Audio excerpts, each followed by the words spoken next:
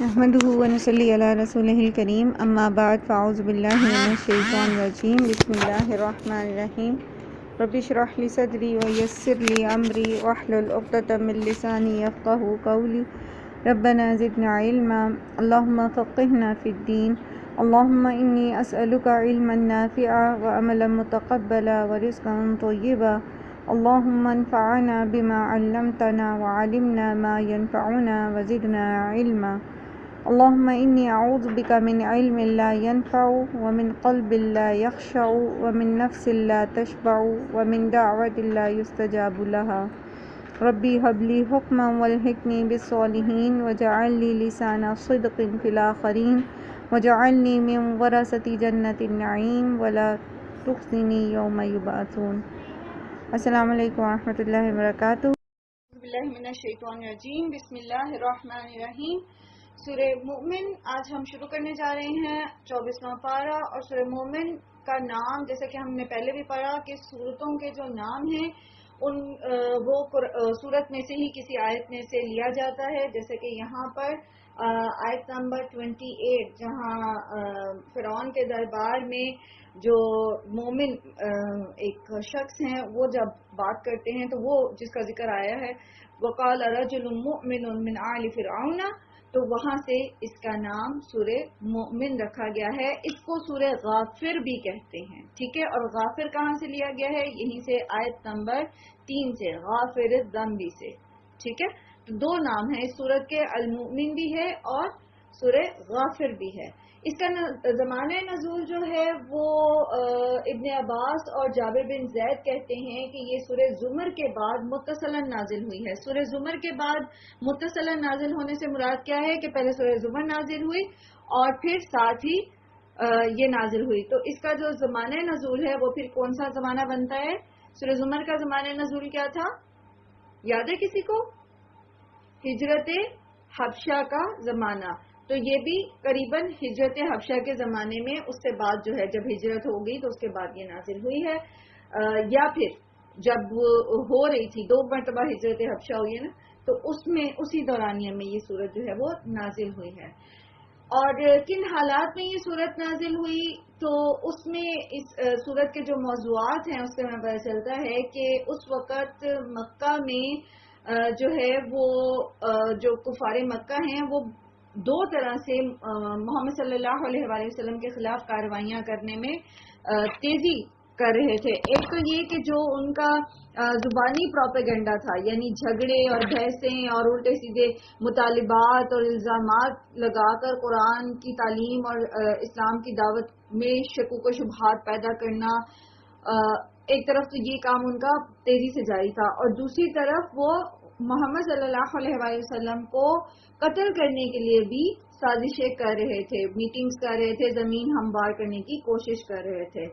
اور اسی طرح ایک مرتبہ تو انہوں نے اس میں جو ہے وہ کوشش بھی کر ڈالی، جیسے کہ بخاری میں حضرت عبداللہ بن عمرو بن عاص سے روایت ہے کہ ایک روز نبی صلی اللہ علیہ وآلہ وسلم حرم میں نماز پڑھ رہے تھے کہ عقبہ بن ابی معیط جو ہے وہ آگے بڑھا اور اس نے آپ کی گردن میں کپڑا ڈال کر اسے بل دینا شروع کر دیا تاکہ آپ کا گلا گھونٹ سکے، مگر عین وقت پر حضرت ابوبکر پہنچ گئے اور انہوں نے دھکا دے کر اسے ہٹایا۔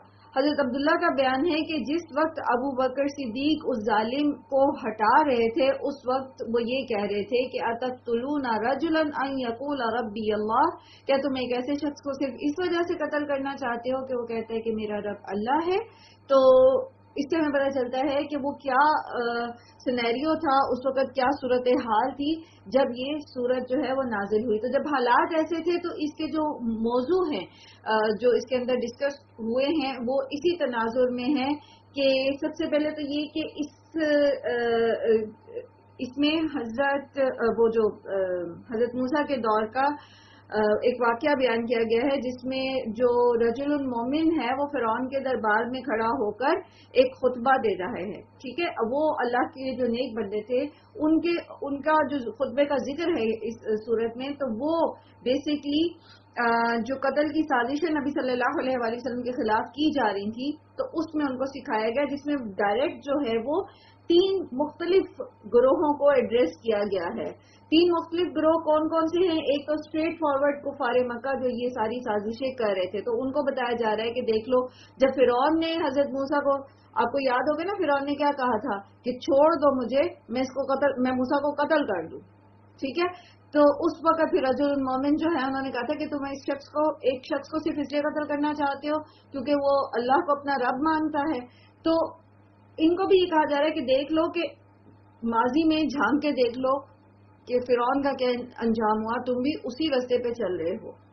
پھر یہ کہ خود محمد صلی اللہ علیہ وآلہ وسلم اور آپ صلی اللہ علیہ وسلم کے فالوورز کو وہ کیا کہ آپ دیکھ لیں کہ بظاہر ظالم جو ہے وہ کتنا ہی بالادست کیوں نہ ہو، فرعون جیسی طاقت ہی کیوں نہ رکھتا ہو، اور آپ جو حق کے علمبردار ہیں اس کے سامنے کتنے ہی کمزور کیوں نہ ہو، کتنے ہی بے بس کیوں نہ ہو، کتنے ہی اکیلے کیوں نہ ہو، لیکن بہرحال جب اللہ سبحانہ و تعالی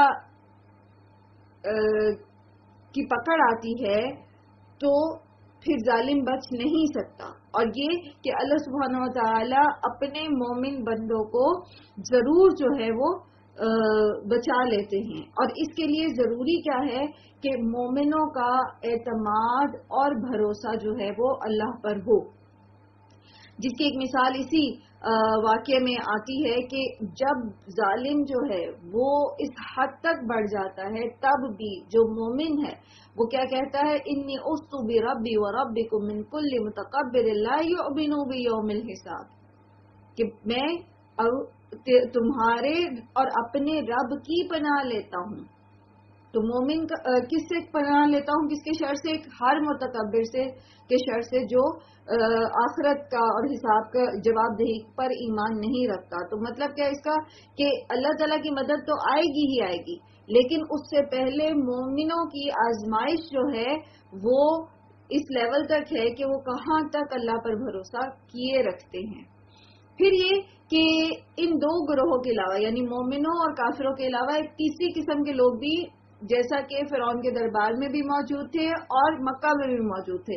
اور وہ کون سے لوگ تھے؟ وہ لوگ تھے جو یہ جانتے تھے کہ محمد صلی اللہ علیہ وآلہ وسلم حق پر ہیں، یعنی دل ان کے مانتے تھے اور یہ بھی مانتے تھے کہ کفار مکہ جو ہیں، جو قریش ہیں کے سردار ہیں، وہ زیادتی کر رہے ہیں، لیکن یہ جاننے کے باوجود وہ خاموشی سے صرف سائڈ پہ کھڑے ہو کر تماشا دیکھ رہے تھے. تو ان کو بھی یہاں پر جھنجھوڑا گیا ہے کہ جب تم حق کو اعلانیہ تم دیکھ رہے ہو کہ دشمن حق جو ہے وہ اس کو نقصان پہنچا رہا ہے، تو پھر بھی تم بیٹھ کے تماشا ہی دیکھتے رہو گے یا تم حق کا ساتھ بھی دو گے.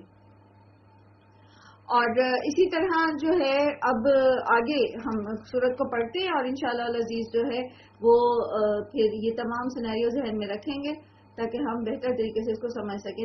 ایک اور چیز اس کے اندر جو ہمیں سمجھ آتی ہے وہ یہ کہ جیسا کہ آیت نمبر اس کی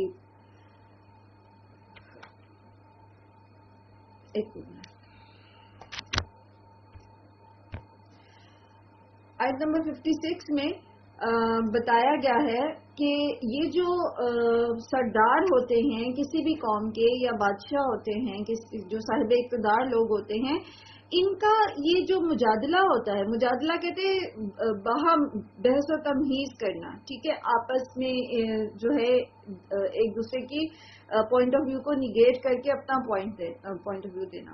تو یہ بیسیکلی جو مجادلہ ہے، جو بحث ہے ساری، یہ جو صبح شام مکہ کے سردار جو ہیں وہ کر رہے ہیں، بیسیکلی ان کا بھی پرپس جو ہے وہ یہ نہیں ہے کہ یہ اس بحث سے کوئی حق کو پہچاننے کی کوشش کریں، بلکہ ان کا مقصد بھی جو ہے وہ کیا ہے، اپنی اقتدار کو قائم رکھنا. تو بیسیکلی یہ اقتدار کی جنگ تھی. جیسے فرعون نے کہا تھا نا کہ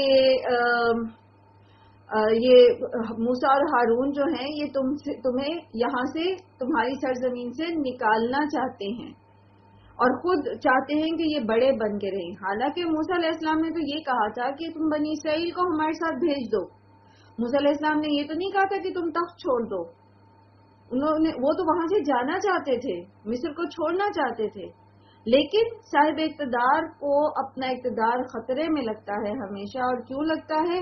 کیونکہ جب وہ حق کو مان لے گا یا لوگ حق کو مان لیں گے تو اس کی بالادستی ختم ہو جائے گی. تو مکہ کے جو سردار تھے ان کا بھی ایشو یہ نہیں تھا کہ انہیں بات سمجھ نہیں آ رہی اور وہ اس لیے بحث کر رہے ہیں تاکہ وہ ایک پازیٹیو پوائنٹ پہ پہنچ جائیں یا صحیح بات تک پہنچ جائیں، بلکہ وہ بحث برائے بحث ہے صرف اپنے اقتدار کو بچانے کے لیے. چلیے جی ہم اپنی صورت کی طرف آتے ہیں. سورہ مومن مکی صورت ہے اور اس کے 9 رکوع ہیں اور اس کے اندر 85 آیات ہیں. بسم اللہ الرحمن الرحیم. حامیم. حامیم حروف مقطعات میں سے ہے جس کے بارے میں تفصیلاً ہم بحث جو ہے وہ پہلے کر چکے ہیں، اور اس کے بعد ہم نے یہ دیکھا کہ جتنی بھی صورتیں مکی صورتیں ہیں اور مدنی صورتوں میں بھی 2 مدنی صورتوں میں صرف حروف مقطعات آئے ہیں، سورہ بقرہ اور سورہ آل عمران، باقی تمام مکی صورتوں میں آئے ہیں. اور اس کے فوراً بعد اللہ سبحانہ و تعالی کتاب کا ذکر کرتے ہیں، قرآن کریم کا ذکر کرتے ہیں. اور یہاں پر بھی اللہ سبحانہ تعالیٰ نے حروف المقطعات لا کر لوگوں کو کانشیس کیا کہ دیکھیں آگے اب کس چیز کا ذکر آ رہا ہے. تنزیل الکتاب من اللہ العزیز العلیم. یہ نازل کردہ ہے کتاب کس کی طرف سے؟ اللہ العزیز العلیم کی طرف سے. تو سب سے پہلے تمہید باندھ دی گئی اور سامعین کو وہ جو پوری بات آگے پوری سورہ میں ہونے والی ہے اس کے لیے ان کو ذہن سازی کر دی گئی ہے کہ یہ ایسے ہی کوئی ہیپیزٹلی بات نہیں ہو گئی، یہ کسی دیوانے کی باتیں نہیں ہیں، یہ کسی نے ایسے ہی کوئی فلسفہ بیان نہیں کر دیا، بلکہ یہ کتاب اللہ کی طرف سے نازل ہوئی ہے. اور اللہ کون ہے؟ اور یہاں بہت خوبصورت طریقے سے ان دونوں آیات میں بہترین طریقے سے اللہ سبحانہ و تعالیٰ کا تعارف کرا دیا گیا ہے تاکہ انسان اپنے ذہن میں اللہ کی ان صفات کو رکھتے ہوئے موضوع اور مباحث جو آگے صورت میں آ رہے ہیں تو وہ پڑھے تو اسے سمجھ آئے بات اور وہ اس سے ہدایت لے. کیونکہ اگر وہ اللہ کو نہیں پہچانتا نا، اللہ کی صفات کو نہیں پہچانتا اس طریقے سے، تو پھر وہ کبھی بھی ان باتوں کو کی حقانیت پر بھی ایمان نہیں لا سکتا جو یہاں پر بیان کی جا رہی ہیں. ٹھیک ہے، تو سب سے پہلے اللہ سبحانہ و تعالیٰ کی جو صفت یہاں پر آئی ہے وہ ہے العزیز. العزیز کا معنی آپ پڑھ کے آئے ہیں عزت والا اور زبردست. ٹھیک ہے، دونوں معنی اس کے ہیں، غالب عزت والا زبردست. غالب اور زبردست بیسیکلی ایک ہی مطلب ہے. زبردست فارسی زبان کا لفظ ہے، زبر کا مطلب ہوتا ہے اوپر، دست کا مطلب ہوتا ہے ہاتھ. تو اوپر، ہاتھ اوپر ہونا. ٹھیک ہے، تو کس کا ہاتھ اوپر ہوتا ہے؟ جو غالب ہوتا ہے، چھا جانے والا، گرپ رکھنے والا، پکڑ کے رکھنے والا، پکڑ کی قوت رکھنے والا. ٹھیک ہے، تو سب سے پہلے یہاں پر اللہ سبحانہ تعالیٰ کی جو صفت بیان کی گئی ہے وہ ہے العزیز. تو یہ کہ اللہ سبحانہ تعالیٰ زبردست ہیں، وہ سب پر غالب ہیں، اس کا جو بھی فیصلہ کسی کے بھی حق میں ہوگا وہ نافذ ہو کر رہتا ہے. کوئی بھی اللہ کے خلاف لڑ کے جیت نہیں سکتا، کوئی بھی اللہ کی پکڑ سے، اس کی گرفت سے بچ نہیں سکتا. اس لیے جو بھی شخص نافرمانی کرے گا، جو بھی شخص یہ سمجھتا ہے کہ وہ اللہ کے اس پیغام کو نگیٹ کر دے گا اور اللہ کے خلاف اور اللہ کے نیک بندوں کے خلاف جیت سکتا ہے، تو یہ اس کی غلط فہمی ہے. سب سے پہلے کیا بتا دیا گیا کہ یہ کتاب، یہ قرآن جو ہے یہ نازل کردہ ہے کس کی طرف سے؟ کون اس کو نازل کر رہا ہے؟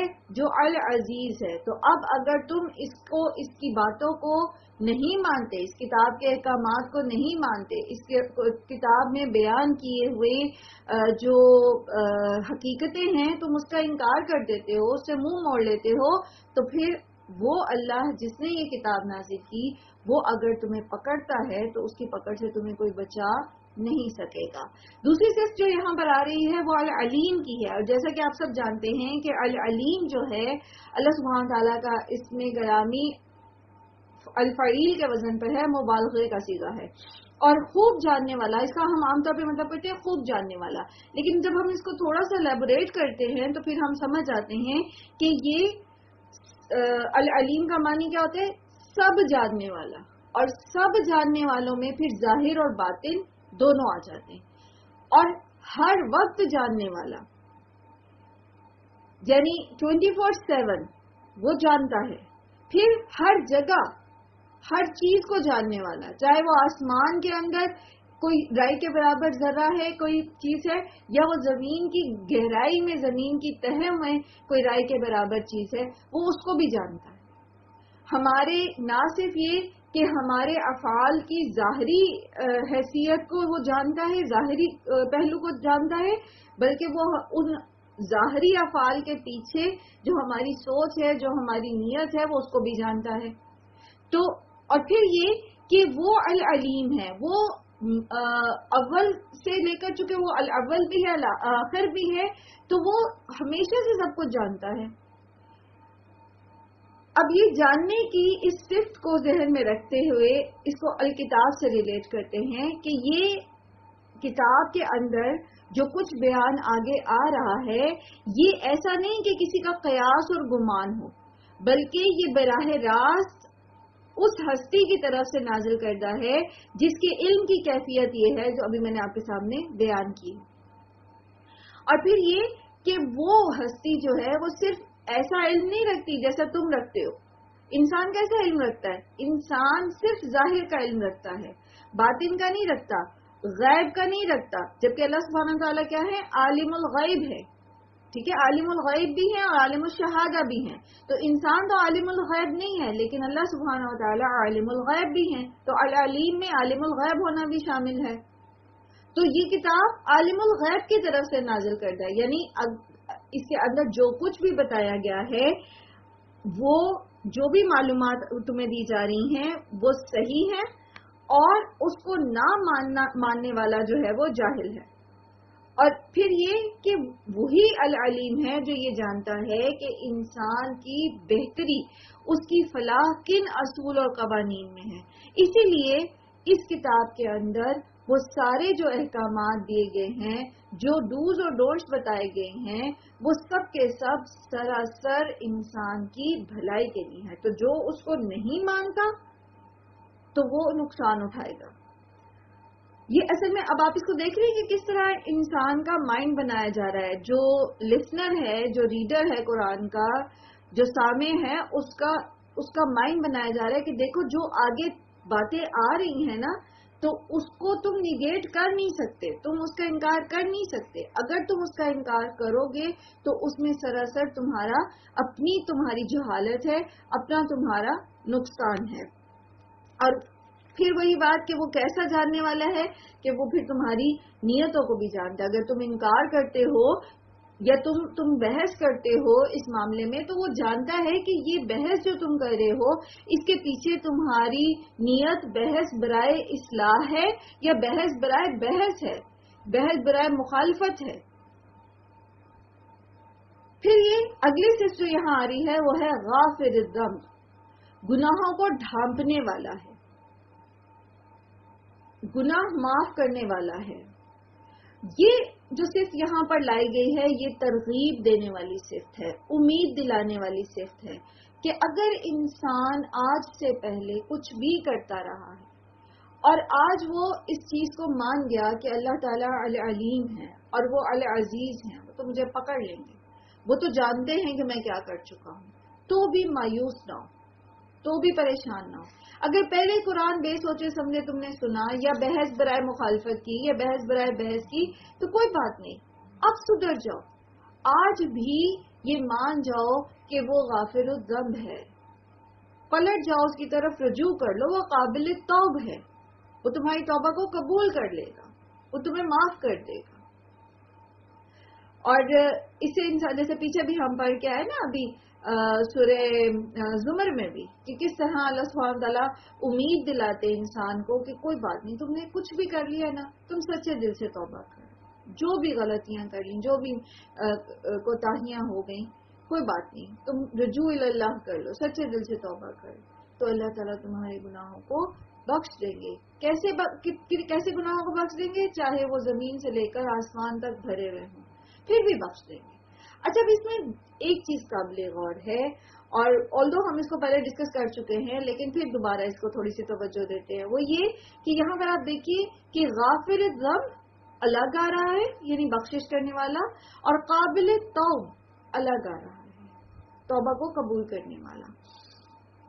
तो बसा औकात तो हम इसको एक ही बात समझते हैं कि बंदा तौबा करता है, अल्लाह उसके गुनाह बख्श देता है, लेकिन ऐसा भी हकीकत है कि बहुत सारे गुनाह ऐसे होते हैं जिनकी हम तौबा नहीं करते, बल्कि होता क्या है, अक्सर हम करके भूल जाते हैं कि वो गुनाह हमने किया, फिर भी अल्लाह ताला उसको बख्श देते हैं हमारी तौबा किए के बगैर ही। जैसे मुख्तलिफ हमारी जो नेकियां हैं वो हमारी खताओं को मिटाती रहती हैं। फिर इसी तरह इंसान के ऊपर कुछ तकलीफें और मुसीबतें, बीमारियां वगैरह, रंजो गम आते रहते हैं जिस पर वो सब्र करता है। वो उसने अपने गुनाह पर बाकायदा तौबा तो नहीं की होती, लेकिन जब वो यहाँ पर सब्र करता है तो अल्लाह ताला जो है वो उसकी खताओं को बख्श देते हैं, माफ कर देते हैं। फिर इसी तरह हमने कल ये भी पढ़ा था कि किस तरह अल्लाह ताला किसी शख्स की किसी अच्छाई की वजह से उसके जो गुनाह हैं,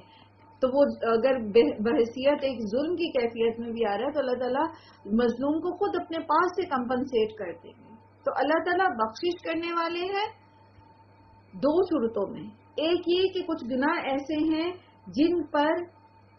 जिनके ऊपर जो है तौबा जरूरी हो जाती है, फिर भी बाज़ औक़ात ऐसा होता है कि उसमें भी इंसान तौबा करना चाहता है लेकिन उसको मौका नहीं मिलता, अपनी इस्लाह करना चाहता है। तौबा के जो हमने 3 स्टेप्स कल पढ़े थे, अच्छा सॉरी वो दूसरी क्लास में पढ़े थे, लेकिन बहरहाल हम सब इसको पढ़ चुके हैं कि तौबा के बेसिकली 3 स्टेप्स हैं। अपने गुनाह के ऊपर नादिम होना, अल्लाह सुब्हानहू तआला से माफी मांगना और दोबारा उसको ना करने, उस गुनाह को ना करने का पक्का सच्ची नीयत के साथ अहद करना और फिर इस्लाह करना। तो आप देखिए कि बाज़ औक़ात ऐसा होता है कि आखिरी लम्हात में अल्लाह ताला तौबा की तौफीक दे देते हैं तो बंदे को फिर इस्लाह की या कंपनसेट करने का मौका ही नहीं मिलता। जैसे वो बनी इसराइल के उस शख्स का वाक़या जिसने 100 कत्ल किए थे, तो फिर भी अल्लाह ताला उसको बख्श देते हैं। लेकिन जो शख्स सरकशी और बगावत की नीयत रखता है, इसरार करता रहता है अपने गुनाहों पर और ढीठ बना रहता है, और उससे गुनाह जो है वो उसकी किसी बशरी कमजोरी या किसी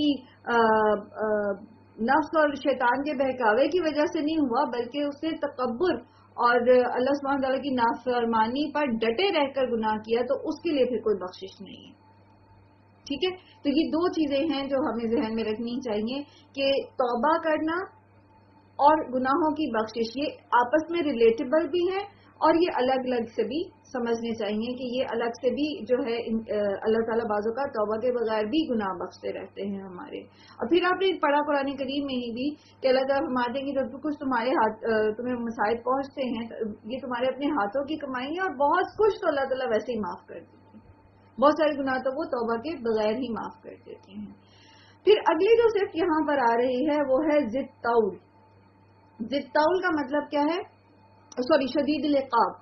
शदीदुल इक़ाब का मतलब क्या है? सख्त सजा देने वाला। अल्लाह ताला की पकड़ सख्त है। तो इस सिफ्त का जिक्र करके अल्लाह सुब्हानहू तआला उन लोगों को मुतनब्बे कर रहे हैं कि जो बंदगी की राह के अल्लाह सुब्हानहू तआला जितना अपने मोमिन बंदों के लिए रहीम है, उतना ही अल्लाह ताला बगावत और सरकशी करने वालों के लिए सख्त भी है। तो जब भी कोई शख्स या कोई गिरोह जो है वो अल्लाह ताला की हदों को तोड़ता है, तो जहां तक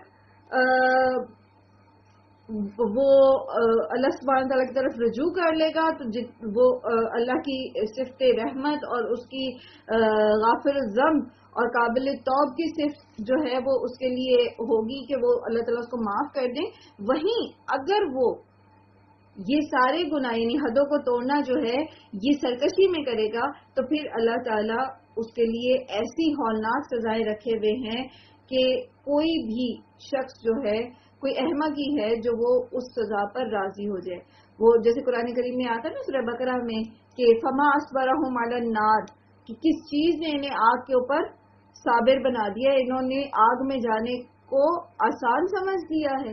तो ऐसा कौन समझता है, कौन ढटाई कर सकता है गुनाहों पर, कौन सरकशी के साथ अल्लाह की नाफरमानी कर सकता है, जिसने अल्लाह के अजाब को हल्का समझ रखा हो। तो वहां इनको यही बताया जा रहा है कि देख लो वो गाफिर ज़म्ब और काबिल तौब तो है ही, لیکن شدید العقاب بھی ہے. اچھا یہاں خاص طور پر چونکہ موضوع مشرکین مکہ سے ریلیٹڈ ہے تو ہم جب بات کرتے ہیں تو فوراً ہمارے دماغ کے اندر نا ڈویژن ہو جاتی ہے. ایک طرف مومن چلے جاتے ہیں اور ایک طرف مشرک چلے جاتے ہیں مکہ کے. لیکن آپ دیکھیے کہ یہاں پر قرآن کریم جو ہے وہ صرف اس دور کے لیے تو نازل نہیں ہوا تھا. قرآن کریم تو ہر دور کے لیے نازل ہوا. تو ہر دور کے مومن اور مشرک اسی طرح آپ ڈیوائڈ کر سکتے ہیں. اور پھر خود جو مومن ہے وہ بھی اس چیز کو ریئلائز کرے کہ اللہ تعالیٰ غافر الذنب تو ہے, وہ توبہ کو قبول کرنے والے تو ہیں, لیکن صرف اسی ایک صفت کو لے کر جو ایمان لانے والے لوگ ہیں, جو مسلمان ہیں, وہ اپنے گناہوں سے لاپرواہ نہ ہو جائیں, وہ اپنی زندگیوں میں اللہ کی نافرمانی کے اوپر ڈھٹائی نہ کرے, کیونکہ اللہ تعالیٰ شدید العقاب بھی ہیں. پھر اگلی صفت جو یہاں اللہ تعالیٰ بیان کر رہے ہیں وہ ہے ذی الطول. ذی الطول کا مطلب کیا ہوتا ہے؟ کشادگی والا, فضل والا. وہ صاحب فضل ہے, یعنی وہ غنی ہے, وہ فیاض ہے. تو تمام مخلوقات پر اس کی نعمتوں اور اس کے احسانات کی ہماگیر بارش ہو رہی ہے. ہر وقت وہ عطا کر رہا ہے. جو کچھ بھی بندوں کو مل رہا ہے, خواہ وہ مسلمان ہیں, خواہ وہ کافر ہیں, وہ مشرک ہیں, وہ بہرحال اللہ ہی کے فضل سے ان کو مل رہا ہے. اور وہ اللہ کون ہے؟ وہ العزیز العلیم الغافر الذنب اور قابل التوب اور شدید العقاب. اور ذی الطول کون ہے؟ وہ ہستی ہے لا الہ الا ہو, جس کے سوا کوئی معبود نہیں ہے. تو دنیا میں بھی تمہیں اس کتاب کے نازل کرنے والے ان صفات کے حامل رب کی ہی پرستش کرنی ہے, کسی اور کو اس کے ساتھ شریک نہیں کرنا. وہی حقیقی معبود ہے, اور باقی تمام جو اس کو چھوڑ کر لوگوں نے معبود بنا رکھے ہیں وہ باطل ہیں. اور دوسری یہ کہ اگر تم نہیں بھی مانتے ان ساری باتوں کو اور تم نہیں سمجھتے اس کتاب کی تعلیمات کو, تو الیہ المصیر, واپس تو تمہیں اسی کے پاس جانا ہے. تو پھر وہ خود فیصلے کر دے گا تمہارے درمیان کہ تم کہاں غلط تھے اور کون کہاں صحیح تھا. تو یہ بہت خوبصورتی سے ایک تمہید باندھی گئی, ایک بہت ہی جسے کہتے ہیں نا کہ جامع طریقے سے اس کتاب کو ڈسکرائب کرنے کے لیے اس کتاب کے نازل کرنے والے کی صفات کو بیان کیا گیا, تاکہ جو کچھ اس کے اندر آ رہا ہے, ان آیات میں آ رہا ہے, وہ پورے شرح صدر کے ساتھ اس کو ایکسپٹ کر لیا جائے, اس کو قبول کر لیا جائے. ما یجادل فی آیات اللہ الا الذین کفروا فلا یغررک تقلبهم فی البلاد. نہیں جھگڑا کرتے اس کی آیات, اللہ کی آیات میں, مگر وہ لوگ جنہوں نے کفر کیا. تو آپ کو ان لوگوں کا شہروں میں چلنا پھرنا دھوکے میں نہ ڈال دے. یہاں کفر کا جو مطلب ہے وہ دو طرح سے لیا گیا ہے. ایک تو یہ ہے کہ کفران نعمت اور دوسرا انکار حق.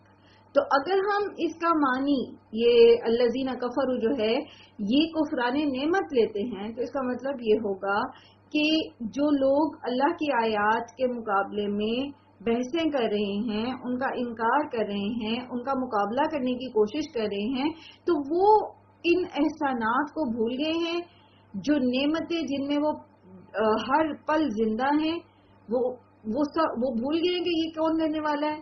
اب آپ اس چیز کو ذہن میں رکھیے نا کہ مشرکین مکہ اللہ کو مانتے تھے, خالق کو بھی مانتے تھے, رب بھی مانتے تھے, اور نعمتیں دینے والا بھی مانتے تھے, سب کچھ مانتے تھے اللہ تعالیٰ کو. تو وہ ان کو کہا جا رہا ہے کہ کیا وہ اتنے ناشکرے ہو گئے ہیں کہ انہیں احساس ہی نہیں ہے کہ اصل میں ان کو نعمتیں کون دے رہا ہے؟ وہی اللہ دے رہا ہے نا, جو یہ باتیں ان کو بتا رہا ہے, جس نے یہ آیات نازل کی ہیں.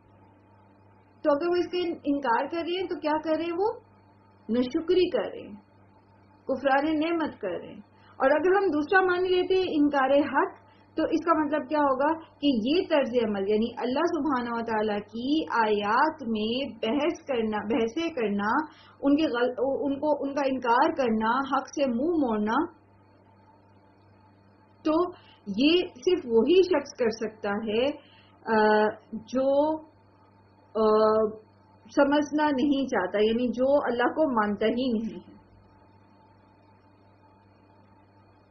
تو آپ دیکھیں کہ اگر اس کا معنی کیا ہوا کہ اللہ تعالی کی آیات میں بحث و تمحیص کرنے والا ہر وہ شخص، چاہے وہ ایمان لا چکا ہے، مطلب لا الہ الا اللہ کہتا ہے، اسلام لا چکا ہے آپ کہہ سکتے ہیں، یا پیدائشی مسلمان ہے، یا وہ ابھی اسلام نہیں لایا، کیونکہ وہ کفار جو اس لیے قرآن سنے کہ وہ حق کی تلاش میں ہیں، وہ تو اس میں مخاطب بھی نہیں آتے، ان سے تو بات نہیں ہو رہی، کیونکہ یہاں بات ہو رہی ہے ان لوگوں کی جو بحث برائے بحث کر رہے ہیں، بحث برائے مخالفت کر رہے ہیں۔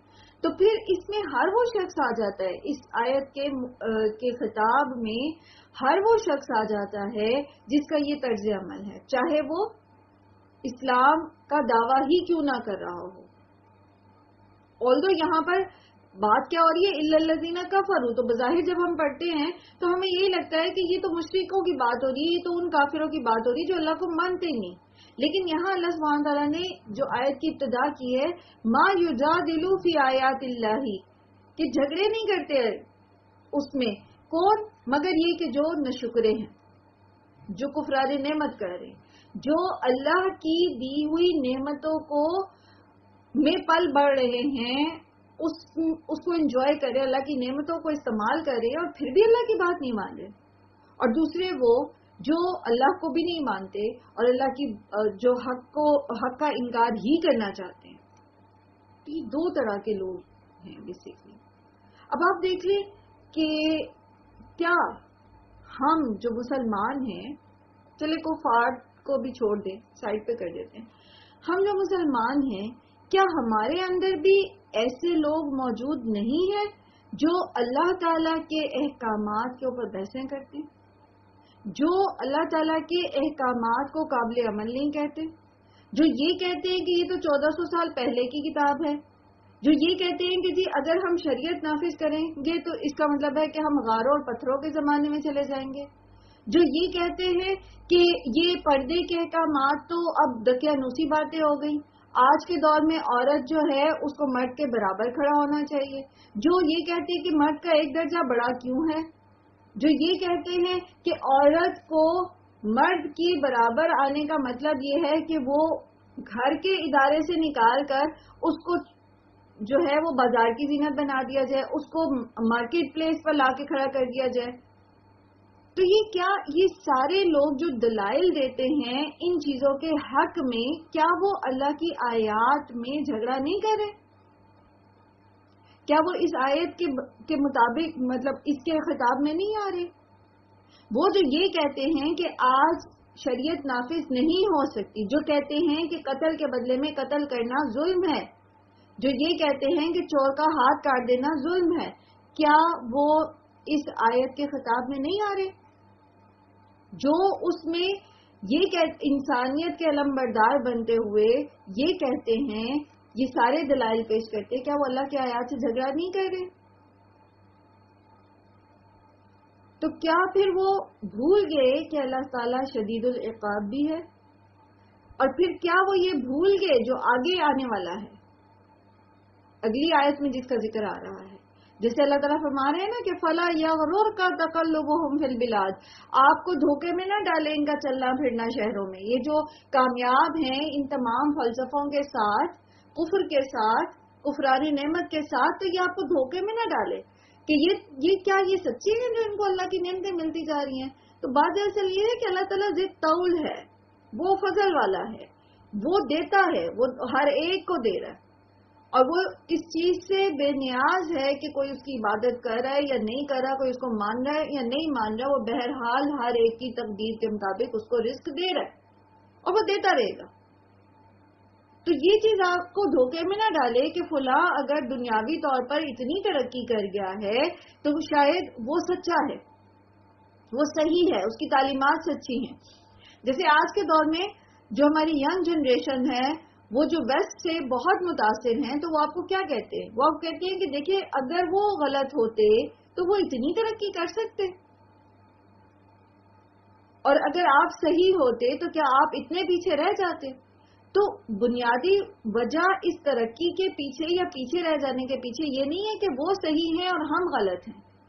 بات یہ ہے کہ انہوں نے محنت کی ہے، اور اللہ تعالیٰ نے جو جتنی محنت کرتا ہے دنیا میں، خاص طور پر کفار کے معاملے میں، اللہ تعالیٰ نے ان کو دنیا میں ہی اجر دے دینا، ان کا آخرت میں کوئی اجر نہیں. اور پھر یہ کہ ان کی ترقی کے پیچھے انہوں نے جو محنت کی ہے، جو محنت کے پیچھے جو موٹیو تھا ان کا، جو انہوں نے صحیح اصول اپنائے، انسانیت کے اصول. کیونکہ وہ قول ہے نا کسی کا کہ حکومتیں جو ہیں وہ کفر اور شرک کے ساتھ تو چل سکتی ہیں لیکن ظلم کے ساتھ نہیں چل سکتی.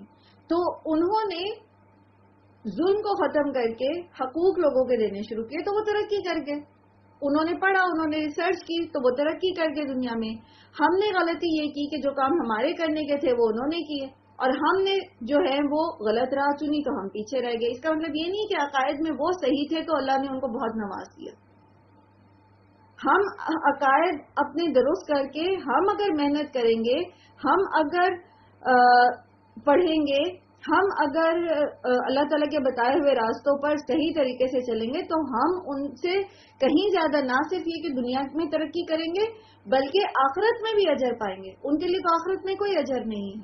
تو ان کو تو جو کچھ دنیا میں مل رہا ہے وہ تو یا تو استدراج ہے، اللہ نے ان کو ڈھیل دے رکھی ہے، یا پھر یہ کہ ان کا وقتی اجر ہے جو ان کو مل رہا ہے. تو یہ ان کی دنیاوی ترقی آپ کو دھوکے میں نہ ڈالے. جو لوگ اللہ کی آیات میں جھگڑتے ہیں ان کے لیے تو آخرت میں کوئی اجر نہیں ہے. تو ان کو تو جو کچھ دنیا میں مل رہا ہے وہ تو یا تو استدراج ہے، اللہ نے ان کو ڈھیل دے رکھی ہے، یا پھر یہ کہ ان کا وقتی اجر ہے جو ان کو مل رہا ہے. تو یہ ان کی دنیاوی ترقی آپ کو دھوکے میں نہ ڈالے. جو لوگ اللہ کی آیات میں جھگڑتے ہیں، جو لوگ اللہ کے احکامات کا انکار کرتے ہیں، اللہ کے رسول کی تعلیمات کا انکار کرتے ہیں، تو پھر ان کا حال کیا ہوتا ہے؟ کذبت قبلہم قوم نوح واحزاب من بعدہم. ان کی مثال ایسے ہے جیسے قوم نوح اور ان کے بعد آنے والے گروہوں نے جھٹلا دیا. وَحَمَّتْ كُلُّ أُمَّةٍ بِرَسُولِهِمْ لِيَأْخُذُوهُ، اور ہر ایک امت نے ان میں سے ارادہ کیا کہ وہ اپنے رسول کو پکڑ لیں. وَجَادَلُوا، اور انہوں نے جھگڑا کیا، بالباطل، باطل کے ساتھ، یعنی باطل کے ہتھیار کے ساتھ اپنے رسولوں کے ساتھ جھگڑا کیا، لِيُدْحِضُوا بِهِ، تاکہ وہ حق کو ختم کر دیں. فَأَخَذْتُهُمْ، تو پکڑ لیا میں نے انہیں. اب اللہ تعالیٰ نبی صلی اللہ علیہ وآلہ وسلم کو تسلی دے رہے ہیں، بتا رہے ہیں کہ دیکھ لیں دس از ناٹ نیو، ایسا ہمیشہ سے ہوتا ہے. حق کو لوگوں نے جھٹلایا، بائی فورس جھٹلایا. لیکن پھر کیا ہوا؟ پھر اللہ تعالیٰ نے جھٹلانے والوں کو پکڑ لیا. فَكَيْفَ كَانَ عِقَابِ، تو اب ان سب کو چاہیے جو یہ طرز عمل اپنائے ہوئے ہیں کہ پھر دیکھ لیں کہ میری پکڑ، میری سزا کیسی تھی. وَكَذَلِكَ حَقَّتْ كَلِمَةُ رَبِّكَ عَلَى الَّذِينَ كَفَرُوا أَنَّهُمْ أَصْحَابُ النَّارِ، اور اسی طرح ثابت ہو گئی بات آپ کے رب کی ان لوگوں پر جنہوں نے کفر کیا کہ یقیناً وہ آگ میں جانے والے ہیں. جو اللہ کی آیات کا انکار کریں گے، جو اللہ تعالیٰ کے رسولوں کی سے دشمنی کریں گے، تو پھر کیا ہے؟ بالآخر ان کا ٹھکانہ جو ہے وہ آگ ہی ہے. اگرچہ دنیا میں بعض اوقات انسان کو یہ لگتا ہے کہ اس پر پکڑ نہیں آئی، یہ تو ایسے ہی دنیا سے چلا گیا، اس نے تو بڑا ظلم کیا تھا، لیکن دراصل وہ استدراج کے عمل سے گزرتا ہوا بڑے عذاب کی طرف جا رہا ہوتا ہے. الذین یحملون العرش ومن حولہ یسبحون بحمد ربہم، اور وہ فرشتے جو اٹھائے ہوئے ہیں عرش کو اور جو کوئی بھی اس کے ارد گرد ہے وہ تسبیح بیان کرتے ہیں حمد کے ساتھ اپنے رب کی. ویؤمنون بہ، اور وہ اس پر ایمان رکھتے ہیں. یہ حاملین عرش کون ہے؟ سورہ حاقہ میں آتا ہے وَيَحْمِلُ عَرْشَ رَبِّكَ فَوْقَهُمْ يَوْمَئِذٍ ثَمَانِيَةٌ، اس دن قیامت کے دن تیرے رب کے عرش کو 8 فرشتے اپنے اوپر اٹھائے ہوئے ہوں گے. دیگر روایات اور احادیث سے بھی ہمیں پتہ چلتا ہے کہ ان کی تعداد 8 ہے. یہ تو ہیں حاملین عرش فرشتے، اور پھر کچھ ایسے فرشتے ہیں جو عرش کے ارد گرد رہتے ہیں. اور یہ فرشتے کون ہیں؟ یہ فرشتے یہاں پر خاص طور پر नबी सल्लल्लाहु अलैहि वसल्लम को तसल्ली दी गई है कि आप देखें कि कुफारे मक्का जो भी जुबान दराजियां कर रहे हैं, जैसे जैसे आप सल्लल्लाहु अलैहि वसल्लम की मुखालिफत कर रहे हैं और आप सल्लल्लाहु अलैहि वसल्लम का जैसे उन घटिया और रजील लोगों की बातों पर दिल घुटता है, तंग होता है, तो आप फिक्र ना करें इस चीज की, इससे दिल तंग ना हो। आपके साथ तो वो फरिश्ते हैं जिन्होंने अर्श इलाही को उठा रखा है, जो उसके इर्द गिर्द हैं, और आम फरिश्तों की बजाय यहाँ पर अर्श इलाही के जो हामिल फरिश्ते हैं और जो उसके इर्द गिर्द हैं, उनका जिक्र किया गया है खास तौर पर। और भी फरिश्ते हैं जो हमारे साथ होते हैं, हमारी मदद भी करते हैं अल्लाह के हुक्म से, लेकिन यहाँ उनकी अजमत के बयान के लिए ये खासतौर पर उन फरिश्तों का जिक्र किया है जिन्होंने अर्श को उठा रखा है, क्योंकि अल्लाह सुब्हानहू व तआला का अर्श कितना बड़ा है और उसको उठाने वाले फिर 8 फरिश्ते, वो कैसे अजीम फरिश्ते होंगे, तो उनका यहाँ पर जिक्र किया गया है। फिर उन फरिश्तों की सिफात जो बयान की गई हैं कि वो ईमान लाने वाले हैं। इसका मतलब ये नहीं है कि फरिश्तों में कोई ऐसा भी है जो ईमान नहीं लाता, बल्कि ये भी उनको एक इजाफी उनकी अजमत के बयान के लिए यहाँ पर बयान किया गया है कि वो ईमान लाने वाले हैं। तो आप फिक्र ना करें, अगर ये इंसान आपको झुटला रहे हैं आपकी ताकत और कुव्वत बढ़ाने के लिए, तो ये फरिश्ते आपके साथ हैं। अच्छा, अब यहाँ पर आप देखिए कि एक और जगह भी कुरान करीम में आता है ना, जहाँ सूरह अहज़ाब में ही आपने पढ़ा था कि जो जब अज़वाज जो हैं वो थोड़ा सा आप सल्लल्लाहु अलैहि वसल्लम से थोड़ा से सूरह अहज़ाब में नहीं है, सूरह तहरीम में है, आपने भी नहीं पढ़ा, तो उसमें जब वो एक मामला ऐसा हुआ तो अल्लाह ताला फरमाते हैं कि अगर तुम नहीं नबी सल्लल्लाहु अलैहि वसल्लम का साथ दे रहे हो या तुमने ऐसा मामला किया है, तो नबी सल्लल्लाहु अलैहि वसल्लम के साथ तो अल्लाह ताला है, नबी सल्लल्लाहु अलैहि वसल्लम के साथ तो जिब्राईल हैं, नबी सल्लल्लाहु अलैहि वसल्लम के साथ तो सारे फरिश्ते हैं, नबी सल्लल्लाहु अलैहि वसल्लम के साथ तो सारे मोमिनीन हैं। तो ये जो तसल्ली है अल्लाह ताला ने जो मोहम्मद सल्लल्लाहु अलैहि वसल्लम को दी कि आप फिक्र ना करें, आपके साथ अगर ये लोग आपकी मुखालफत करें तो ये देखिए आपके साथ कौन है। और हर मोमिन के लिए ये तसल्ली है, हर मोमिन के लिए, कि अगर हक के राह में कदम रखते हुए आपको मुखालफतें झेलनी पड़ी हैं, आपके बहुत करीबी आपके मुखालिफ हो गए, जैसे मोहम्मद सल्लल्लाहु अलैहि वसल्लम के जो करीबी खानदान वाले वो भी आपके मुखालिफ हो गया, आपके सगा चचा आपके मुखालिफ इनकी सफ में सफ़े अव्वल में था, तो आप गम ना करें, आप परेशान ना हो, आपका दिल छोटा ना हो। आपके घर वाले आपका साथ नहीं दे रहे, आपके अजीज रिश्तेदार आपका साथ नहीं दे रहे, आपके दोस्त अहबाब आपको सिर्फ इसलिए छोड़ गए कि आप दीन के रास्ते पर चलना चाहते हैं, तो गम ना करें, आपके साथ अल्लाह है, आपके साथ फरिश्ते हैं, आपके साथ अल्लाह ताला के बड़े बड़े कबार फरिश्ते हैं। और फिर दुनिया में भी अल्लाह ताला आपको ऐसे ही दोस्त मिला देगा मोमिनों में से जैसे आप खुद मोमिन हैं। तो गम ना करें इस चीज की, बहुत बड़ी तसल्ली अल्लाह ताला यहाँ पर मोहम्मद सल्लल्लाहु अलैहि वसल्लम को भी दे रहे हैं और सारे मोमिनीन को भी दे रहे हैं। और ये फरिश्ते, इनकी सिफात क्या है, वो तस्बीह करते रहते हैं, अल्लाह ताला की हम बयान करते रहते हैं, अल्लाह ताला पर ईमान रखते हैं, यकीन रखते हैं। वयस्तगफिरून लिल्लज़ीना आमनू, अब एक और क्या काम करते हैं वो ऐसे लोगों के लिए जो ईमान लाए हैं उनके लिए इस्तग़फ़ार करते रहते हैं, उनके लिए बख्शिश की दुआएं करते रहते हैं। हम लोग कितना कभी किसी से कहते हैं हमारे लिए दुआ करें, कभी किसी से कहते हैं दुआ करें। तो अगर हम सच्चे मोमिन हैं तो फिक्र ना करें, अव्वल तो सबसे ज्यादा दुआ आपकी अपनी, आपकी अल्लाह ताला तक पहुंचती है। जितनी आप तड़प के अल्लाह से दुआ करते हैं अल्लाह ताला उतनी ही शिद्दत के साथ उसको कबूल करते हैं और वो खुद आपकी दुआएं सुनते हैं। उजीबु दावत दाई ज़दान। फिर ये कि ये फरिश्ते भी आपके लिए दुआएं करते हैं। न सिर्फ ये बल्कि मुख्तलिफ रवायात से हमें पता चलता है कि मुख्तलिफ फरिश्ते हमारे लिए बख्शिश की दुआएं करते रहते हैं। जैसे आप सल्लल्लाहु अलैहि वसल्लम के एक फरमान के मुताबिक जब आप नमाज पढ़ने के बाद مصلی پر بیٹھ کر اللہ کا ذکر کرتے رہتے ہیں، بیٹھ کر لیٹ کر، جیسے اکثر ایسا ہوتا ہے کہ آپ تھک جاتے ہیں تو آپ بجائے اس کے کہ آپ فٹافٹ سلام پھیرے اور آپ جا کے بیڈ پہ لیٹ جائیں، وہیں مصلی پہ لیٹ جائیں.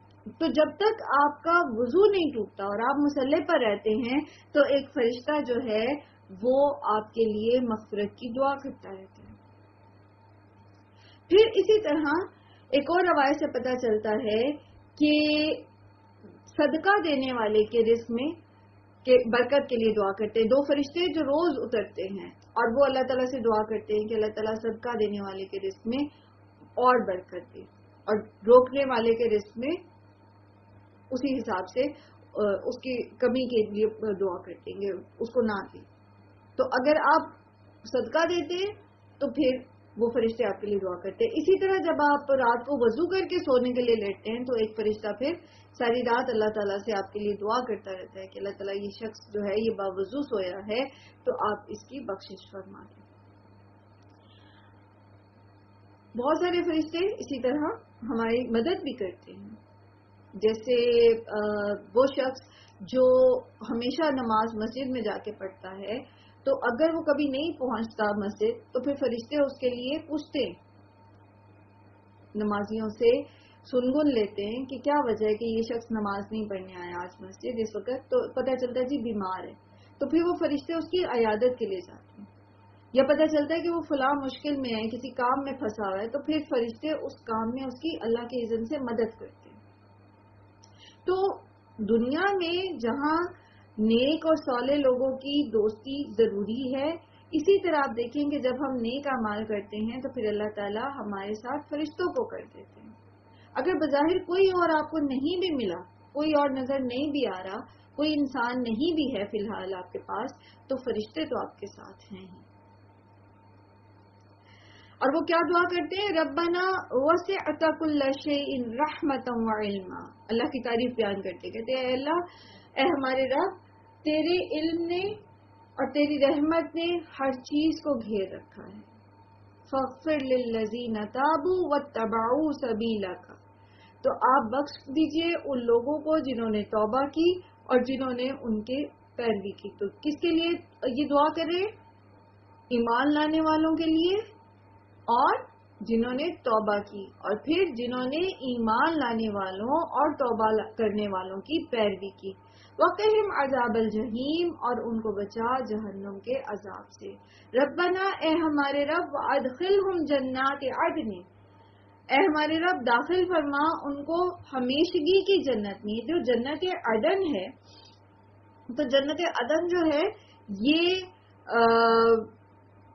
ایک تو جنت کا نام بھی ہے ایک روایت میں کہ جنت عدن، اور جنت عدن جو ہے اس کے بارے میں آتا ہے کہ اس کی ایک اینٹ جو ہے وہ سرخ یاقوت کی ہے اور ایک اینٹ جو ہے وہ سبز، یعنی سرخ اور سبز یاقوت کی اینٹوں سے بنا ہوا یہ باغ ہے، اور جو سبز اور سرخ ہیں. ٹھیک ہے. اور ایک اس کا معنی جو ہے وہ عدن جو ہے وہ ہمیشگی سے کیا گیا ہے، یعنی ہمیشہ رہنے والے باغات میں ان کو داخل فرما.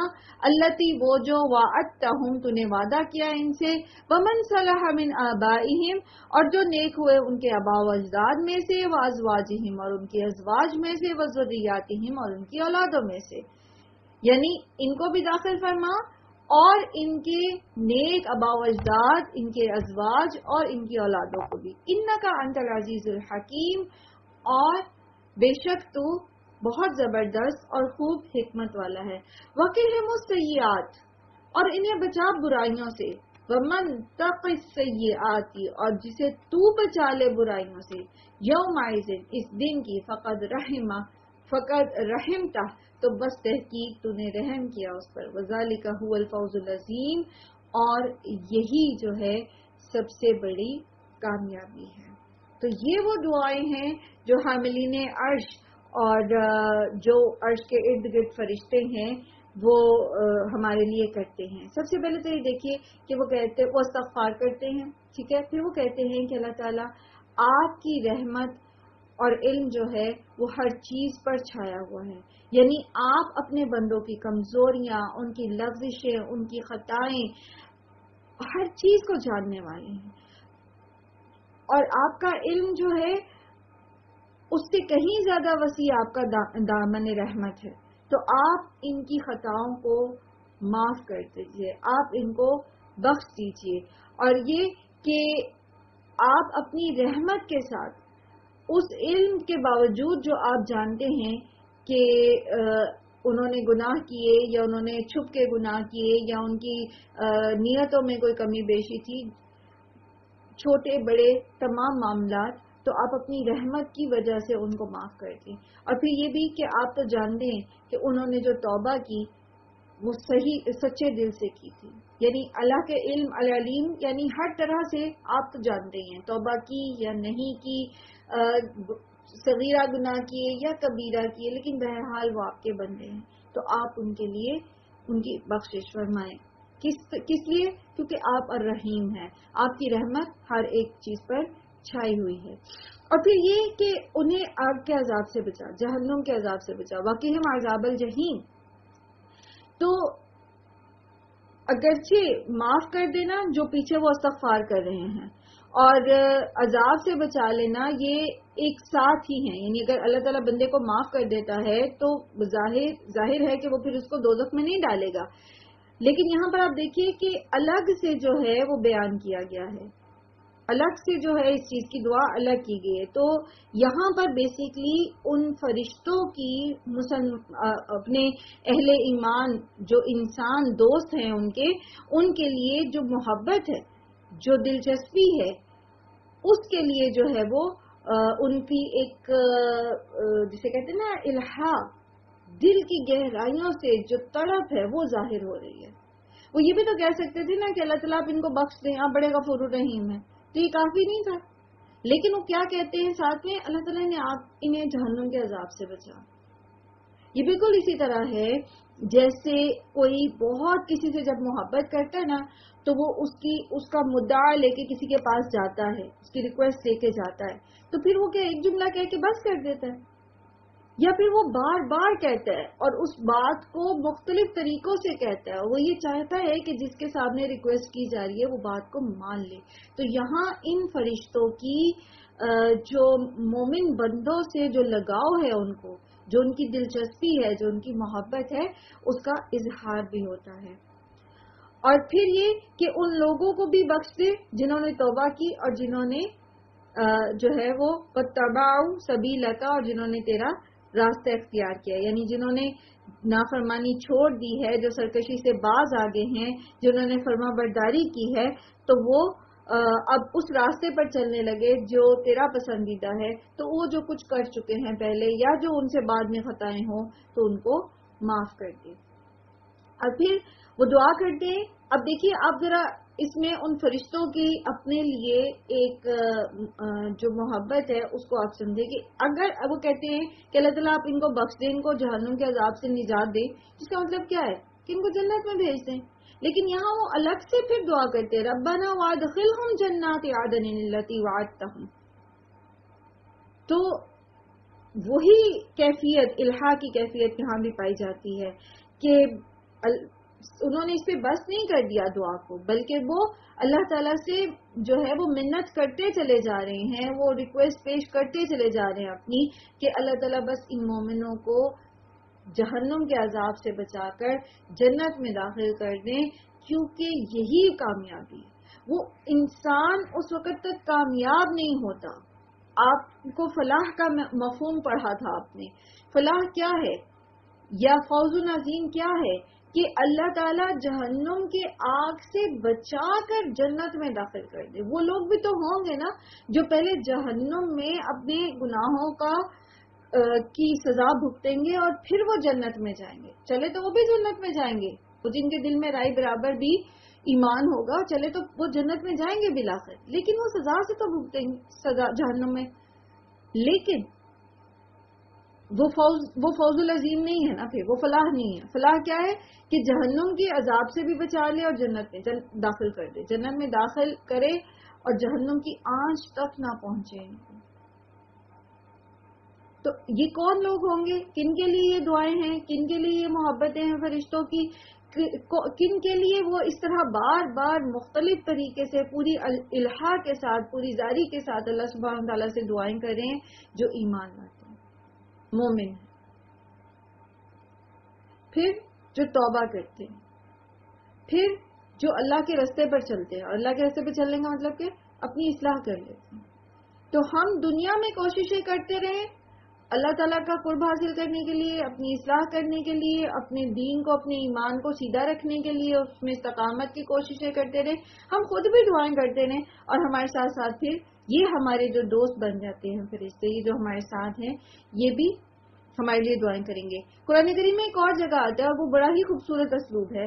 مومنوں سے کو جب قبر سے اٹھایا جائے گا، وہ جو وحشت کا موقع ہوگا، وہ جو ایسا موقع ہوگا جب انسان پتنگوں کی طرح اڑتے ہوئے پراگندہ حال ہوں گے اور وہ اس آواز کے پیچھے پیچھے چل رہے ہوں گے حشر کے میدان کی طرف. اس وقت جب مومن کو اٹھایا جائے گا قبر سے، جس بھی وہ حال میں ہوگا، چاہے وہ کسی ایسی جگہ شہید ہوا کہ وہ وہیں اس کی جو ہے وہ جلا دیا گیا اس کو، یا وہ بلاسٹ ہو گیا، پورا اس کا ریزہ ریزہ بکھر گیا، جس بھی کیفیت میں تھا، جب اس کو وہاں پر جمع کیا جائے گا، جب اس کو اٹھایا جائے گا، تو فرشتے اس کو کہیں گے غم نہ کر، ہم دنیا میں بھی تمہارے ساتھ تھے، ہم اب بھی تمہارے ساتھ ہیں. کتنے خوبصورت دوست ہیں گے، کتنے. اور سب سے بڑی بات کہ ان کی دوستی میں کہیں پر بھی بے وفائی نہیں ہے، کہیں پر بھی وہ نہیں ہے. آپ کو شک میں مبتلا نہیں ہو سکتے آپ کہ یہ آپ کے ساتھ کہیں آپ کو بیچ راہ میں چھوڑ دیں گے. ہاں، اگر ہم نعوذ باللہ ثم نعوذ باللہ ہم اپنی راہ بدلتے ہیں تو پھر یہ اپنی راہ بدل لیں گے، کیونکہ یہ تو سیدھے راستے پہ چلنے والے ہیں، یہ تو غلط راستے پہ نہیں جائیں گے. تو یہاں آپ دیکھتے ہیں کہ کس طرح یہ بار بار مومنوں کے لیے دعا کرتے. اچھا، اس میں ایک اور کتنی خوبصورت چیز ہے کہ وہ صرف مومنوں کے لیے دعا نہیں کر رہے، ان کے بیوی بچوں کے لیے بھی کر رہے، ان کے اماں ابا کے لیے بھی کر رہے ہیں، ان کے باپ دادا کے لیے بھی کر رہے ہیں. کیونکہ کوئی بھی شخص جو ہے وہ خوش نہیں رہ سکتا کسی بھی کامیابی پر جب تک کہ اس کے یہ سارے رشتے اس کے ساتھ نہ جمع ہو جائیں. وہ خوش نہیں رہ سکتا اگر وہ خود جنت میں چلا گیا اور اس کا کوئی پیارا جو ہے اس کو عذاب جو ہے وہ بھگتنا پڑ گیا.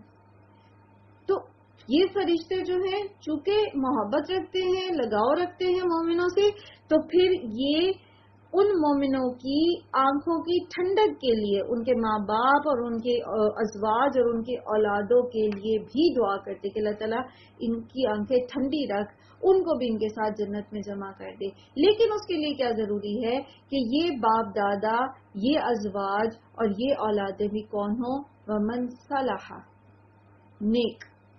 اب ہوتا یہ ہے کہ جو لوگ نیک ہیں اور وہ جنت میں چلے جائیں گے نا، تو اس میں پھر درجوں کا فرق ہوگا. درجوں میں ہو سکتا ہے کہ ایک شخص جو ہے وہ جنت میں اعلیٰ درجے میں ہو، لیکن اس کے ماں باپ چونکہ اتنے نیک نہیں تھے تو وہ نچلے درجے میں ہوں. تو یہ دعائیں بیسیکلی کیا ہے کہ اللہ تعالیٰ ان لوگوں کو، ان ریلیشن شپس کو جو اس مومن کے ریلیشنز ہوں گے وہ نچلے درجوں میں ہوں گے جنت کے، اللہ تعالیٰ ان کو اوپر اس کے پاس لے آئیں گے، اس کو نیچے نہیں لائیں گے، کیونکہ یہ بھی اللہ کا وعدہ ہے، کسی کے اجر میں کمی نہیں کی جائے گی. ہاں، ان کو اللہ تعالیٰ اپنی رحمت سے، اپنے فضل سے جنت کے اوپر کے درجوں میں اس کے پاس لے آئیں گے، ان کو اکٹھا کر دیں گے ایک جگہ پر.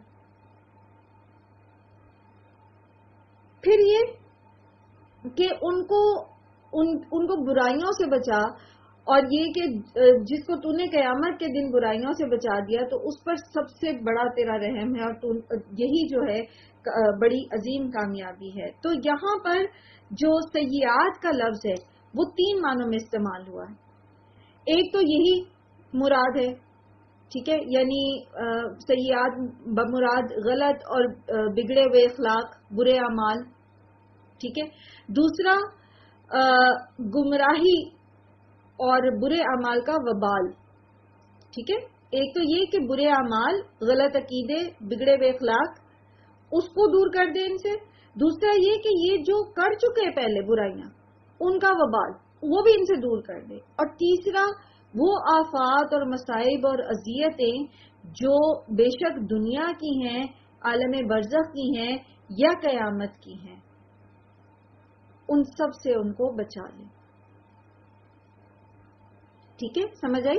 یعنی یہاں جو یہ وہ کہہ رہے ہیں وقیہم السیئات، تو ان میں فرشتوں کی دعا کا جو مدعا ہے، جو مقصد ہے، وہ یہ ہے کہ اللہ تعالیٰ ہر اس چیز سے ان کو بچا لے، برے اعمال کرنے سے بچا لے، اگر یہ پہلے سے کر چکے ہیں تو ان کے وبال سے بچا لے، اور پھر یہ کہ جو آفات، مصائب اور اذیتیں جو ہیں وہ ان کو پیش آ سکتی ہیں دنیا میں کی زندگی میں یا عالم برزخ میں یا قیامت کی گھڑیوں میں، تو اللہ تعالیٰ اس ہر چیز سے جو ان کے حق میں بری ہے ان کو بچا لے. تو کتنی جامع کلمات ہیں یہ، کتنی جامع دعا ہے جو کسی بھی ایسے شخص کے لیے کوئی کر سکتا ہو جس سے اس کو بہت محبت ہو. اب آپ دیکھیے کہ عام طور پر ہمیں جن سے محبت ہوتی ہے ہم ان کے لیے کیا دعائیں کرتے ہیں. تو ہم بھی جب اپنے ازواج کے لیے دعا کریں، اپنی اولاد کے لیے کریں، اپنے ماں باپ کے لیے کریں، تو جہاں ہم ان کی دنیا کی کامیابیوں کی، صحت اور سلامتی کی دعائیں کرتے ہیں، ان کے لیے خوشیاں مانگتے ہیں، وہاں ہم یہی ساری دعائیں ان کے لیے کریں. کیونکہ اصل کامیابی، اصل خوشی اور ہمیشہ رہنے والی زندگی تو آخرت کی ہے. تو اصل جو فکر ہے وہ آخرت کی ہونی چاہیے. دنیا کے لیے بھی خیر مانگنی ہے، دنیا کے لیے بھی آسانیاں مانگنی ہے، دنیا کے لیے بھی عافیت مانگنی ہے، لیکن آخرت کے لیے زیادہ، کیونکہ ہمیشہ رہنے والی زندگی وہ ہے. ان الذین کفروا، بے شک وہ لوگ جنہوں نے کفر کیا، ینادونا، وہ پکارے جائیں گے، لمقت اللہ، یقیناً ناراضگی اللہ کی، اکبر، زیادہ بڑی ہے، من مقتکم، تمہاری اس ناراضگی سے، انفسکم، اپنے آپ پر، اذ تدعون، جب تم بلائے جاتے تھے، الی الایمان، ایمان کی طرف، فتکفرون، تو تم انکار کرتے تھے. یعنی جب کفار جو ہیں وہ قیامت کے دن اپنے شرک اور کفر اور رسولوں کی مخالفت کے بعد جس بڑے عذاب سے وہ پڑھنے والے ہیں، اس وقت جو ان کی کیفیت ہے، جیسے پیچھے بھی آپ پڑھ کے آئے نا اس میں سورہ فرقان میں، کہ مجرم جو ہے، جو کافر ہے، وہ اپنی ہتھیلیوں کو، اپنے ہاتھوں کو چبا ڈالے گا غصے میں، اور کہے گا کاش میں نے یہ نہ کیا ہوتا، کاش میں نے رسول کا راستہ اپنایا ہوتا، کاش میں نے فلاں سے دوستی نہ کی ہوتی، کاش میں نے اللہ کے حق میں کمی نہ کی ہوتی، کاش میں ایمان لے آیا ہوتا. تو یہ جو غضب اور غصہ ہے اس کا اپنے اوپر، تو اس دن قیامت کے دن ان سے یہ کہا جائے گا کہ اللہ تعالیٰ کو اس سے کہیں زیادہ غصہ تھا تم پر، جب تمہیں حق کی طرف، تمہیں ایمان کی طرف بلایا جاتا تھا تو تم انکار کرتے تھے. تو اللہ تعالیٰ کا غضب اس سے کہیں زیادہ تھا تم پر. پھر بھی اللہ تعالیٰ نے تمہیں مہلت دی، پھر بھی مہلت دی کہ بچ جاؤ، سیکھ جاؤ، سمجھ جاؤ، پلٹ جاؤ اللہ کی طرف، لیکن تم نہیں پلٹے. قالوا، تو وہ کہیں گے، ربنا امتنا اثنتین، کہ اے ہمارے رب، موت دی تو نے ہمیں 2 بار. 2 بار موت سے مراد کیا ہے یہاں پر؟ یعنی دنیا میں آنے سے پہلے انسان جس حالت میں ہوتا ہے تو وہ بھی موت ہوتی ہے، ٹھیک ہے، اور اس کے بعد پھر جو دنیاوی زندگی سے اس کو موت آتی ہے. 2 دفعہ تو نے ہمیں موت دی. وَأَحْيَيْتَنَا اثْنَتَيْنِ، اور تو نے ہمیں زندگی بخشی 2 بار. تو 2 بار کی زندگی سے مراد کیا ہے کہ ایک تو جب وہ پیدا ہوا دنیا کی زندگی، اور ایک بار پھر جو اس کو اب دوبارہ اللہ تعالیٰ نے زندہ کیا. فَاعْتَرَفْنَا، تو ہم نے اعتراف کر لیا، بِذُنُوبِنَا، اپنے گناہوں کا. فَهَلْ إِلَىٰ خَرُوجٍ مِّن سَبِيلٍ، تو اب کوئی نکلنے کا راستہ ہے، اب کوئی راہ ہے کہ ہم اپنی اصلاح کر سکیں. مطلب ہم نے تسلیم کر لیا کہ اس دوسری زندگی کا انکار کر کے ہم نے سخت غلطی کی تھی، تو کیا ہم اب کوئی اس مصیبت، اس عذاب سے نکلنے کا کوئی امکان ہے کہ ہم کوئی ہمارے لیے کوئی راہ فرار ہے. ذالکم بأنہ اذا دعی اللہ وحدہ کفرتم. تو انہیں یہ کہا جائے گا کہ اسی طرح تمہیں جب اللہ کی طرف بلایا جاتا تھا، ایک اللہ کی طرف، تو تم اس کا انکار کرتے تھے. یعنی یہ جس حالت میں تم مبتلا ہو، اس کی وجہ یہ ہے کہ تمہیں تو بلایا جاتا تھا ایک اللہ کی طرف اور تم اس کا انکار کرتے تھے. وَإِن يُشْرَكْ بِهِ تُؤْمِنُوا. اور اگر اللہ کے ساتھ کسی کو شریک ٹھہرایا جاتا تو تم اس کی بات مان لیتے. فَالْحُكْمُ لِلَّهِ الْعَلِيِّ الْكَبِيرِ. پس فیصلہ آج جو فیصلہ کیا جائے گا وہ اللہ ہی کے لیے ہے، یعنی اللہ ہی کے پاس اس کا اختیار ہے، وہ بہت بلند اور بہت بڑا ہے. اصل فیصلہ تو اس اللہ بزرگ و برتر ہی کے ہاتھ میں ہے. یعنی کہ اب اس وقت تو تم اللہ کے ایک واحد معبود ہونے پر راضی نہیں تھے، اور اس وقت تو تم سمجھتے تھے کہ یہ دیویاں اور دیوتا جو ہیں، یہ جو تمہارے سو کال تم نے اللہ کے اختیارات میں شریک قرار جنہیں تم نے دیا ہوا ہے، یہ تمہیں بچا لیں گے. جیسے کہ آپ نے سورہ زمر میں بھی پڑھا نا، آیت نمبر 45 میں اور 64 میں بھی. تو یہ تو سمجھتے تھے کہ یہ تو سفارشی ہوں گے اللہ کے پاس ان کے، تو اللہ تعالیٰ ان کو بتا رہے ہیں کہ آج تو وہ تمہیں یہاں نظر نہیں آئیں گے، آج تو کوئی تمہارے کام نہیں آئے گا. آج تو سراسر فیصلہ جو ہے وہ اللہ ہی کے ہاتھ میں ہے، جو العلی بھی ہے اور الکبیر بھی ہے. هو الذی یریکم آیاتہ وینزل لکم من السماء رزقا.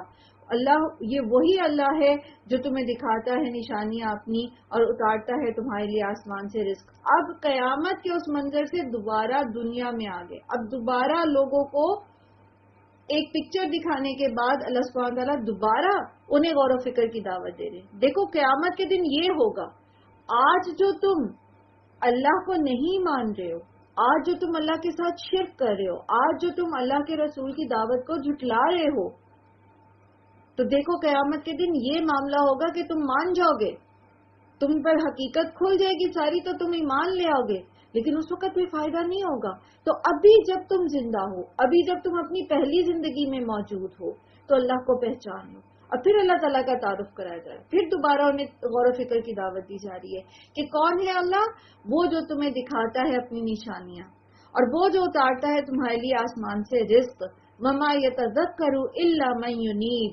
اور نہیں نصیحت پکڑتا مگر وہ جو رجوع کرتا ہے. اگر تم واقعی اصلاح چاہتے ہو تو پھر تمہیں اللہ کی ان نشانیوں کے اندر، تمہاری اپنی ذات کے اندر، تمہارے کھانے پینے کے اندر، اس برستی بارش کے اندر، اس کائنات کے اندر تمہیں کھلی نشانیاں ملیں گی اللہ کے واحد اور لا شریک ہونے میں. کیونکہ اللہ کے خالق ہونے میں ان کو بحث نہیں تھی، ان کو بحث تھی اللہ کے واحد لا شریک ہونے میں. تو وہ انہیں کہا جا رہا ہے کہ اگر تم واقعی رجوع کرنا چاہتے ہو، اگر تم واقعی اصلاح کرنا چاہتے ہو اپنی، تو پھر تم کائنات میں غور و فکر کرو گے تو تمہیں بے شمار نشانیاں اللہ تعالیٰ کی وحدانیت کی مل جائیں گی. فَادْعُوا اللَّهَ. پس پکارو اللہ کو، مخلصین لہ الدین، خالص کرتے ہوئے دین کو صرف اسی کے لیے. وَلَوْ كَرِهَ الْكَافِرُونَ. اگر سے ناپسند کریں کافر. تو جو اللہ واحد لا شریک کو پہچان جاتا ہے تو وہ صرف اسی کو پکارے، اپنے دین کو اس کے لیے خالص کرتے ہوئے. اور پیچھے بھی آپ اس کی تفصیل پڑھ کے آئے تھے سورہ زمر میں بھی ابتدائی آیات میں کہ مخلصین لہ الدین کا مطلب کیا ہے. مخلصین لہ الدین کا مطلب یہ ہے کہ انسان اپنی عبادات اور معاملات ہر ایک کو خالص کر لے صرف اللہ کے لیے. جب تک ہم عبادات کو معاملات سے الگ کرتے رہیں گے نا، تب تک ہم مخلص نہیں ہو سکتے، تب تک ہم وہ پھل نہیں پا سکتے جس کا وعدہ ہے ہم سے، تب تک ہم وہ اجر، وہ انعام نہیں پا سکتے جس کا مومنوں سے وعدہ ہے. کیوں؟ کیونکہ ہم نے عبادات تو اللہ کے لیے خالص کر ہی رکھی ہیں، لیکن معاملات ہم اللہ کے لیے خالص نہیں کرتے. معاملات ہم خالصتاً دنیا کے تناظر میں کرتے ہیں، خالصتاً دنیا ہی پہ فوکس رکھتے ہوئے کرتے ہیں. تو کیا کرنا ہے؟ صرف اللہ کو پکارنا ہے. کس طرح کہ اپنے عبادات اور اپنی معاملات کو خالص اللہ کے لیے کر کے، اگرچہ لوگ اس کو کتنا ہی ناپسند کریں، اگرچہ لوگ آپ کو بیوقوف کہیں، اگرچہ لوگ آپ سے بائیکاٹ کر دیں، اگرچہ لوگ آپ کے اوپر طعن و تشنیع کریں، اگرچہ لوگ آپ کو جو مرضی کرتے رہیں، آپ کا فائنینشیل اکنامیکل بائیکاٹ کر دیں، آپ استقامت اختیار کریں اس کے اوپر، آپ کو اللہ تعالیٰ اجر دیں گے۔ آپ کے ساتھ اللہ تعالیٰ ہیں، آپ کے ساتھ اللہ تعالیٰ کے فرشتے ہیں، آپ کے ساتھ اللہ تعالیٰ کے نادیدہ جنود ہیں، سب آپ کی مدد کے لیے اکٹھے ہیں۔ رفیع الدرجات ذو العرش، بلند درجوں والا ہے، عرش والا ہے۔ یلقی الروح من امرہ، وہ ڈالتا ہے وحی کو، یہاں روح بمعنی وحی ہے، وہ نازل کرتا ہے وحی کو اپنے حکم سے، علی من یشاء، جس پر وہ چاہتا ہے، من عبادہ، اپنے بندوں میں سے، لینذر یوم الطلاق، تاکہ وہ ڈرائے ان کو ملاقات کے دن سے۔ تو انشاءاللہ العزیز کل ہم اس آیت کی جو ہے وہ تفصیل پڑھیں گے۔ کل تو خیر وہ ہوگا آپ کا اسماء الحسنی کا سیشن، اور نیکسٹ انشاءاللہ کمنگ منڈے کو۔ وآخر الدعوانا الحمدللہ رب العالمین۔ سبحانک اللہم و بحمدک، نشہد ان لا الہ الا انت، نستغفرک و نتوب الیک۔ السلام علیکم و رحمۃ اللہ وبرکاتہ۔